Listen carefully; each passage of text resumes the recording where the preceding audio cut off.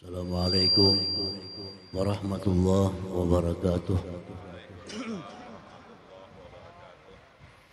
Alhamdulillah alladzi jama'ana fi hadzal makan. Wassalatu wassalam ala khairil insan Sayyidina Maulana Muhammadin Sayyidi waladi Adnan wa ala alihi wa ashabihi wa zurriyatihi wa atba'ihi ila akhiriz zaman, amma ba'du. Yang kita muliakan para habaib, para alim ulama, tokoh-tokoh agama, yang kita hormati para tokoh Kalimantan Selatan, baik tokoh masyarakat, tokoh pemerintahan yang hadir pada siang hari ini. Yang kita hormati Sahibul Hajat Hajah Mariana serta seluruh keluarga besar almarhum Bapak Haji Abidin. Hadirin hadirat sekalian yang dimuliakan Allah Subhanahu wa taala.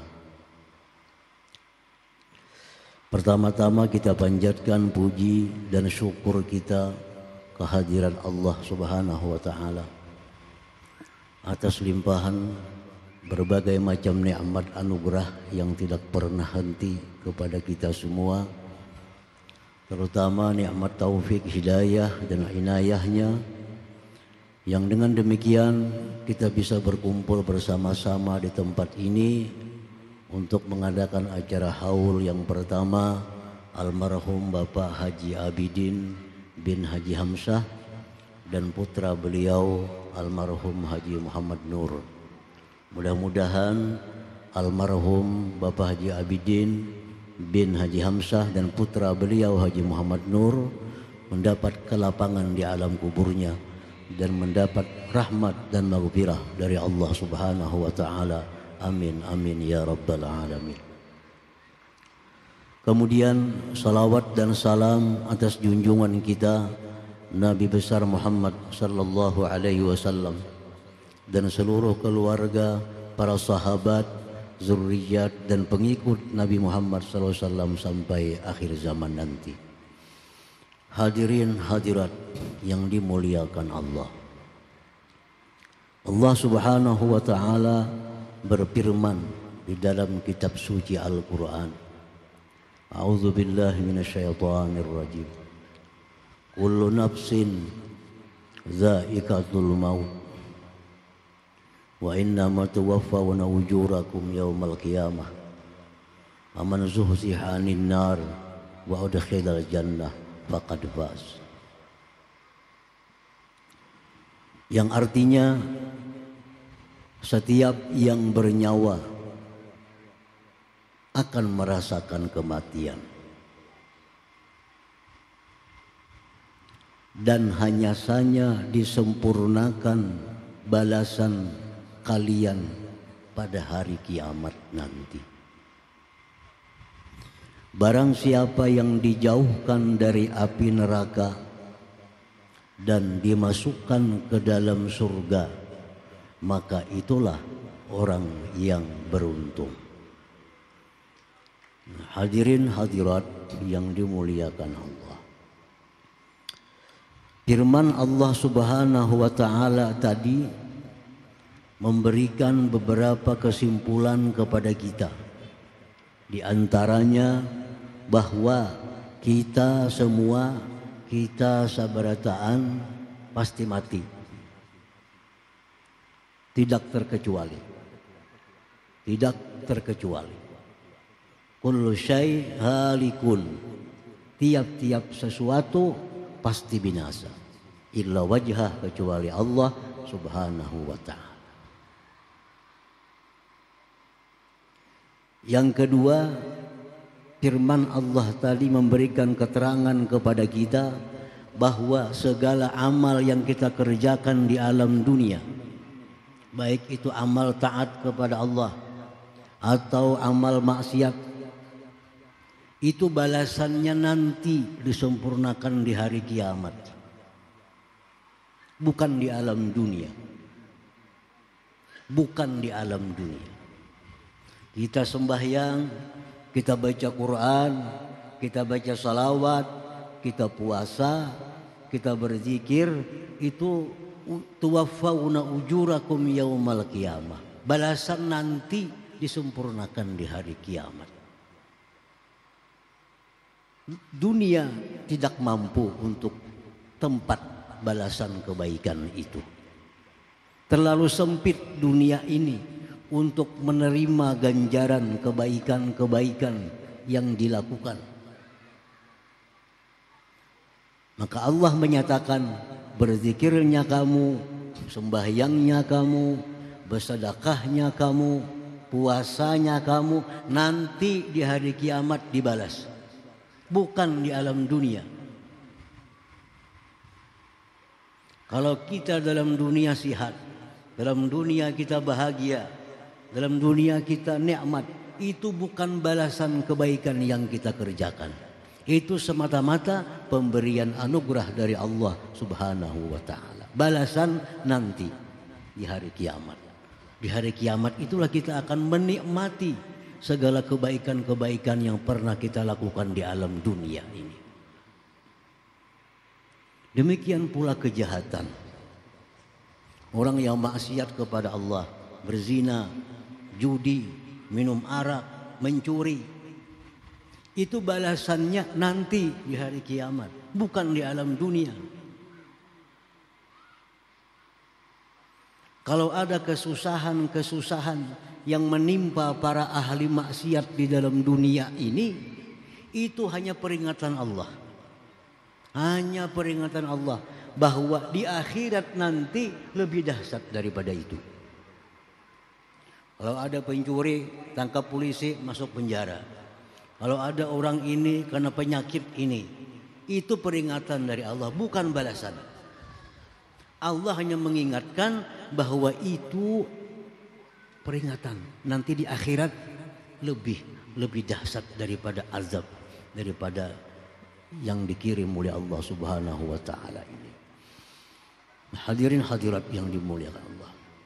Yang ketiga, firman Allah tadi memberitahukan kepada kita bahwa orang yang beruntung itu adalah orang yang dijauhkan dari neraka dan dimasukkan ke dalam surga. Itu yang beruntung. Sekaya apapun dalam dunia kita hidup, setinggi apapun pangkat kita dalam dunia, kalau mati kada ke surga, kada beruntung. Kada beruntung. Triliun kita punya harta, pangkat jenderal bintang 5 kita punya pangkat, mati ke neraka, kada beruntung. Kada beruntung. Tapi sesusah apapun kita hidup dalam dunia, penderitaan apapun yang kita alami dalam dunia, kalau kita mati masuk surga, itulah orang yang beruntung. Itulah orang yang beruntung. Faman zuhziha 'anil nar wa udkhilal jannah faqad faz. Siapa yang dijauhkan dari neraka, dimasukkan ke dalam surga, maka inilah orang yang beruntung. Nah, hadirin hadirat yang dimuliakan Allah Subhanahu wa ta'ala. Al-mautu haqqun, bahwa kematian itu telah benar adanya. Tidak bisa dipungkiri, tidak bisa didustakan bahwa kematian itu nyata adanya. Allah berfirman, "Qul innal mautal ladzi tafirruna min fa innahu mulaqikum." Ujar Tuhan bahwa kematian yang kamu lari daripadanya, kematian yang kamu lari daripadanya, dia akan menjemput kalian. Banyak orang lari ke rumah sakit, padahal malaikat maut nunggu di sana. Malaikat maut menunggu di sana. Sakit di rumah, sesak napas, bawa ke rumah sakit. Harapan apa? Sehat. Padahal Israel menunggu di ICU. Sampai di rumah sakit, innalillah. Kematian yang kamu lari daripadanya itu, dia akan menjemput kalian. Tidak ada seseorang yang bisa menghindar dari kematian. Tidak ada satupun yang bisa menghindar daripada kematian. Idza jaa ajaluhum, bila sudah datang tempunya, datang masanya, tidak akan bisa lari dari kematian. Nah, hadirin hadirat yang dimuliakan Allah. Mati itu benar, walakin la na'lam, tapi kita tidak tahu mata kapan. Yang kedua, kita tidak tahu kaifa, bagaimana. Yang ketiga, kita tidak tahu aina, di mana. Mata kapan kita mati, kita kada tahu. Bagaimana kita mati? Apa husnul khatimah kita mati? Apa su'ul khatimah kita mati? Kada tahu. Aina, di mana? Di rumah kah mati? Di kantor kah mati? Di kendaraan kah mati? La na'lam, kita tidak tahu. Nah, oleh karena tiga hal itu kita tidak tahu kapan kita mati. Apabila kita mati, kita kada tahu. Ada orang yang 15 tahun mati. Ada yang 20 tahun mati. Ada yang 2 tahun mati. Ada yang 70 tahun mati. Ada yang 100 tahun mati. Kita kada tahu. Nah, oleh karena itu sahabat Nabi Ibnu Umar radhiyallahu anhu berkata, "Idza amsayta fala tantaziris sabah. Wa iza asbahta fala tantaziril masa." Bila engkau berada di waktu petang, jangan kau pastikan kau besok masih hidup. Kalau kau berada di waktu pagi, jangan kau pastikan bahwa petang kau masih hidup. Karena kita tidak tahu. Nah, artinya apa? Setiap kali kita berjanji, setiap kali kita membuat rencana yang akan datang, kita jangan lupa memakai kalimat insya Allah. Karena kita tidak tahu. Esok kena kita bertamu, amun berumur esok, barangkali malam ini mati.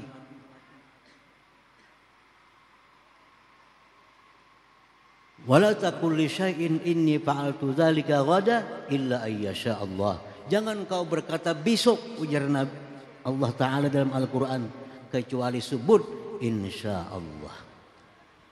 Esok kita bertamulah insya Allah. Esok kena bayar hutang insya Allah. Anehnya sebagian kita ada yang kada yakin bila bayar insya Allah. Ini aneh. Ada orang beriman bila insya Allah kada yakin.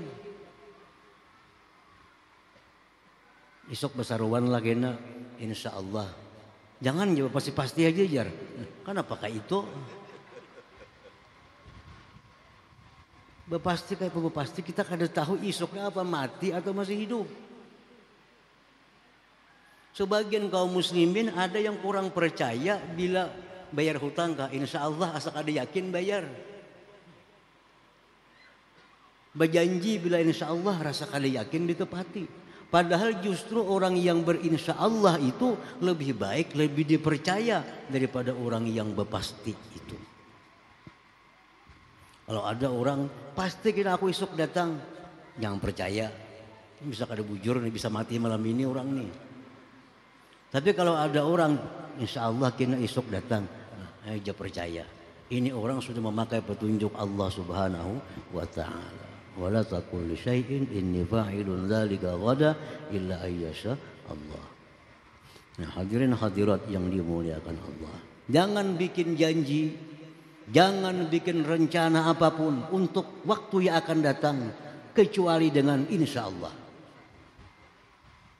Ini petunjuk dari Allah Subhanahu wa Ta'ala. Karena kita tidak tahu yang namanya maut, yang namanya kematian itu. Nah, yang kedua, wa kaifa, bagaimana kita mati? kada tahu. Apa kita mati husnul khatimah? Apa kita mati su'ul khatimah? Kada tahu. Nah oleh karena kita kada tahu mati ini apa husnul khatimah atau su'ul khatimah, kita disuruh oleh Nabi kita, disuruh oleh para sahabat Nabi agar selalu khawatir tentang akhir hidup kita. Selalu khawatir, jangan merasa aman. Karena tidak ada satu jiwa pun yang bisa menjamin kita ini mati husnul khatimah. Apa yang paling kita khawatirkan dalam dunia? Mati karena membawa iman. Itu yang paling khawatir. Husnul khatimah itu ada 3 tingkatan. Ini mesti kita kapingin. Kalau kita kada kapingin mati husnul khatimah, berarti kita wani masuk neraka. Harus kapingin husnul khatimah. Husnul khatimah ada 3. Yang paling tinggi husnul khatimah itu orang yang matinya mengucap la ilaha illallah, mati. Ini husnul khatimah yang paling top sudah. Ini apa yang disampaikan Nabi, man kana akhiru kalamihi la ilaha illallah dakhalal jannah. Siapa yang akhir hidupnya mengucap la ilaha illallah, itulah masuk surga. La ilaha illallah, la ilaha illallah, la ilaha illallah, mati. Ini orang masuk surga. Nabi yang mengatakan demikian. Ini husnul khatimah yang paling top. Di masjid kah, di kantor kah, di pasar kah, di mobil kah, di rumah kah, bila la ilaha illallah mati, itu husnul khatimah yang paling tinggi derajatnya. Nah, kita kepingin barangkali ini nih. Kepingin bahwa dalam dunia ini kita akhiri hidup dengan la ilaha illallah. Kepingin itu. Para ulama mengatakan jangan kepingin aja, tapi usahakan. Usahakan. Samuan kepingin akhir hidup la ilaha illallah. Tapi kada cukup hanya sekedar kepingin, harus ada usaha. Apa usahanya? La yazalu lisanuka ratban bila ilaha illallah, senantiasa lisan engkau itu basah dengan la ilaha illallah. Artinya banyak sehari-hari mengucap la ilaha illallah. Banyak dalam hari-harinya mengucap la ilaha illallah. Orang yang paling banyak la ilaha illallah tiap hari, itulah orang yang paling berpotensi akhir kalamnya la ilaha illallah. Itu yang pertama. Husnul khatimah yang kedua, tingkatan kedua terendah pada tadi. Al-maut alal ibadah, mati atas ibadah. Ratan sembahyang rabah mati. Ratan puasa mati. Ratan bagi duit bersedekah mati.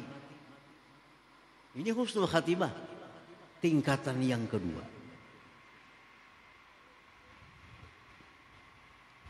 Nah, yang ketiga, al-maut alal iman wal islam, mati dalam keadaan iman dan Islam. Rahatan makan, tangkal, ngak mati. Tapi nya Islam, nya iman. Ini husnul khatimah. Rahatan guring, mati.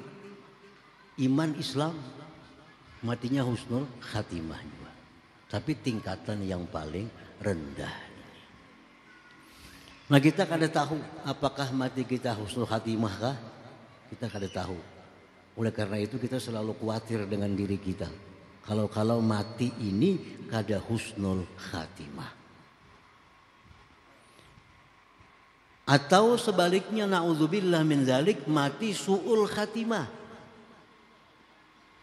Ini semuaan kita kaum muslimin pasti berlindung daripada mati su'ul khatimah. Su'ul khatimah ini ada 3 tingkatan juga. Tingkatan su'ul khatimah yang paling jahat, mati dalam keadaan membawa agama Islam. Mati karena membawa agama Islam.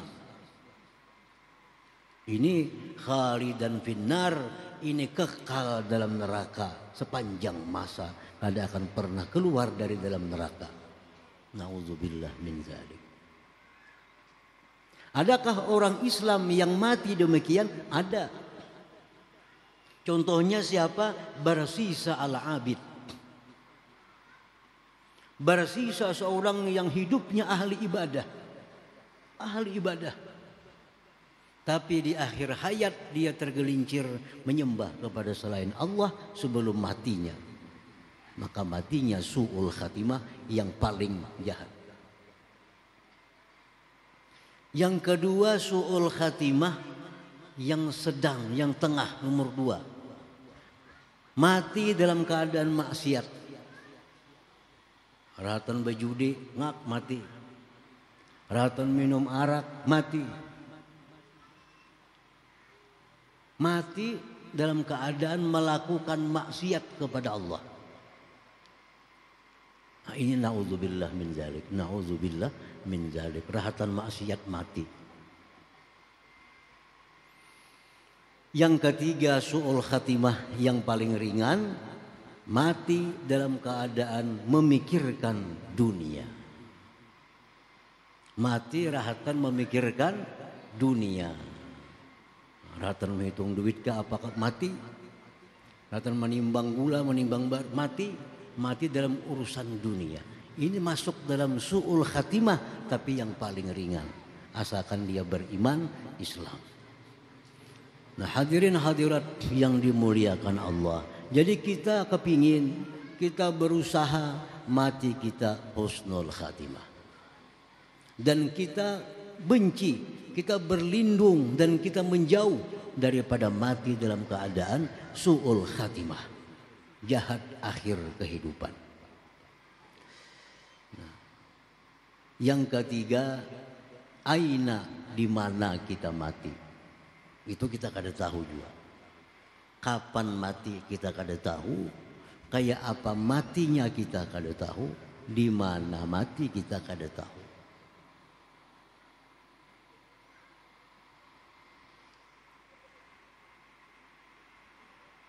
Para ulama-ulama kita dahulu, para sahabat mengajarkan bahwa sebaiknya kita berdoa kepada Allah. Bahwa kita agar mati di tempat yang paling diridhai oleh Allah subhanahu wa ta'ala. Di tempat kita sujud, di tempat kita sembahyang. Kita kepingin mati di tempat itu. Karena ini tempat yang diridhai oleh Allah subhanahu wa ta'ala. Jangan kita mati di tempat-tempat yang Allah kada senang. Di tempat-tempat maksiat, tempat-tempat turunnya laknat azab Allah subhanahu wa ta'ala. Nah, hadirin hadirat yang dimuliakan Allah, demikian kiranya yang dapat sampaikan dalam kesempatan ini. Mudah-mudahan harapan kita, impian kita dikabulkan oleh Allah, bahwa kita berataan mati dalam husnul khatimah dan dapat menutup akhir hidup kita dengan kalimat la ilaha illallah. Amin amin ya rabbal alamin. Wallahul hadi ila siratil mustaqim wal afu minkum. Assalamualaikum warahmatullahi wabarakatuh. Para jemaah sekalian yang dirahmati oleh Allah, memasuki acara yang terakhir, doa sekaligus penutup. Untuk membaca doa kita mintakan kepada Al-Habib Abdurrahman bin Umar Al-Habsyi. Waktu dan tempat dipersilahkan.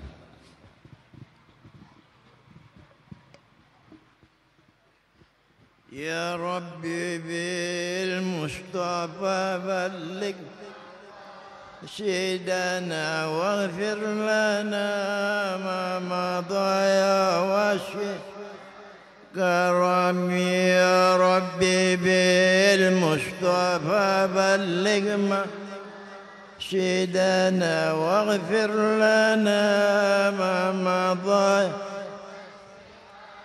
كرمي يا ربي بالمصطفى بلغ سيدنا واغفر لنا ما مضى يا وشيع كرمي يا أرحم الراحمين يا أرحم الراحمين أرحم الراحمين فرج عن مسلمين يا أرحم الراحمين أرحم الراحمين يا أرحم الراحمين فرج على المسلمين يا أرحم الراحمين يا أرحم الراحمين أرحم